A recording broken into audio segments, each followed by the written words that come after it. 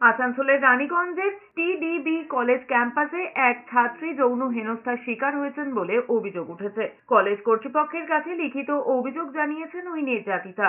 নির্যাতিতার পরিবার কলেজের এক প্রাক্তন ছাত্রীর বিরুদ্ধে অভিযোগ জানিয়েছে।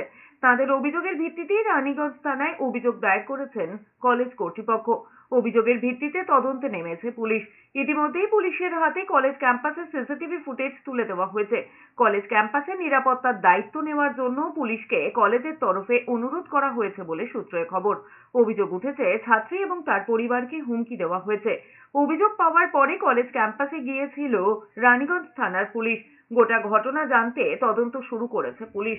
রানীগঞ্জ ব্লকের বিজেপি সভাপতি দেবজিৎ খাঁয়ের দাবি, অভিযুক্ত তৃণমূল ঘনিষ্ঠ। এই ঘটনার পর ফের প্রতিষ্ঠানের ভেতরে নারী নিরাপত্তা নিয়ে প্রশ্ন উঠছে।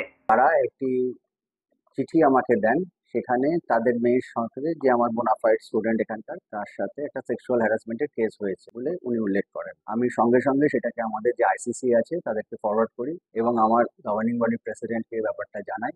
গভর্নিং বডি প্রেসিডেন্ট আমাকে ইনস্ট্রাক্ট করেন যে আপনি এক্ষুনি থানায় এফআইআর করুন এই ঘটনাটা নিয়ে। আমি সঙ্গে সঙ্গে ব্যবস্থা নিয়ে সমস্ত রকম চিঠি চাপাটি তৈরি করে আমি এফআইআর করে পাঠিয়ে দিয়েছি।